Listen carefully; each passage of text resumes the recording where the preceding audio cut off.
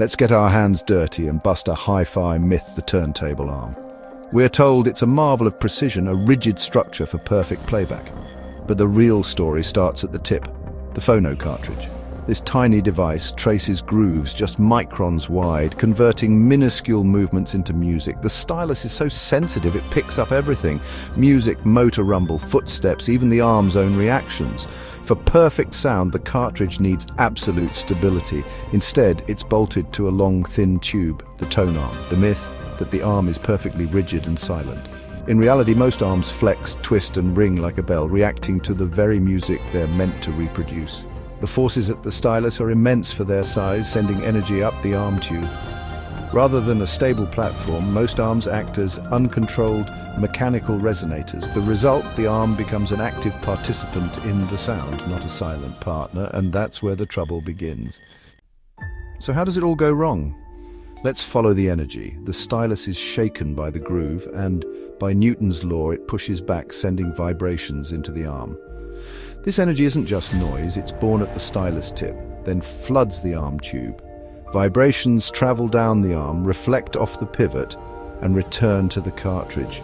The cartridge can't tell the difference between groove motion and these reflected vibrations. Both become part of the electrical signal, resulting in distortion. It's like trying to write on a train. The carriage's rattling corrupts your handwriting. The arm's vibration corrupts the stylus's tracing, smearing the music.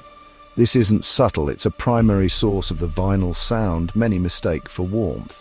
Forces at the stylus can exceed 1,000 G's, violent events on a tiny scale. To think a hollow tube can stay inert under these forces is wishful thinking. The arm is a mechanical filter, coloring every sound, and rarely for the better. Here's the big myth, the rigid tonearm. Manufacturers tout rigid carbon fiber, magnesium, titanium, like steel girders. But in reality, nothing is truly rigid at audio frequencies. A tonearm is more like a tuning fork or wind chime than a girder. Every arm has resonant frequencies where it loves to vibrate. When music hits these frequencies, the arm rings, amplifying the energy. This ringing feeds back into the cartridge, adding distortion. Each arm's resonance gives it a unique but inaccurate sound. One arm might add harshness to violins, another muddies the bass. Both are distortions, not character. The real failure is energy management. A truly inert arm would either be massive, bad for tracking, or dissipate energy instantly. Most arms do neither. They store and release energy, ringing like musical instruments. Materials like aluminum or carbon fiber are chosen for stiffness, but they're also highly resonant. In short, most tonearms are better at making music than reproducing it faithfully. Let's dig into resonances. The smoking gun. Every arm tube has a primary resonance, often in the musical mid-range where our ears are most sensitive. But there are multiple resonant modes, each acting like a hidden equalizer, smearing details and blurring transients.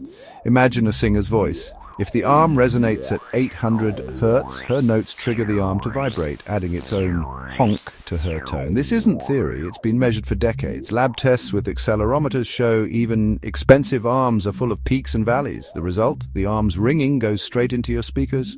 It's a fundamental corruption of the original signal. See, think I'm exaggerating? Let's look at the data. Legendary arms like the Lin Itok Lavotil showed massive resonance peaks up to plus 25 dB around 500 Hz. The Rega RB300, a budget favorite, has a primary resonance at 750 Hz. Even the SME Series 5, a high-end benchmark, just moved the resonance higher. The problem is the arm tube itself pipes resonate, no matter the material.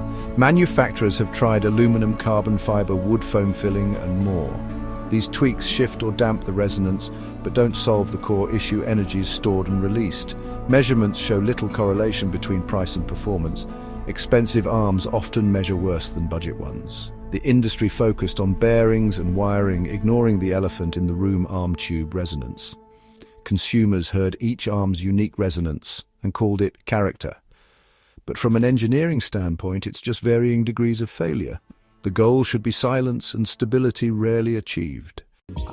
If the problem's so clear, why haven't designs changed? Simple tubes are cheap, easy to make and iconic. Marketing loves the look and story of a gleaming metal tube. It's easier to sell aerospace-grade materials than real innovation. Plus, the industry thrives on upgrades. Different arms mean different flavors, fueling endless tweaks. A truly neutral arm would disrupt this cycle. So most arms today are still resonant pipes, beautifully made, but solving the wrong problem. The focus is on looks and bearings, not the real issue. The arm tube is a musical instrument. Are we doomed to ringing tone arms? Not if we rethink the physics. The solution: build arms that are both stiff and well damped. Enter constrained layer damping, a technique from aerospace and automotive engineering.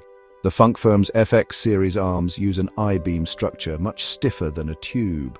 The beam is clad with a skin bonded by a special adhesive. As the arm flexes, the adhesive converts vibration into heat, dissipating energy instead of storing it.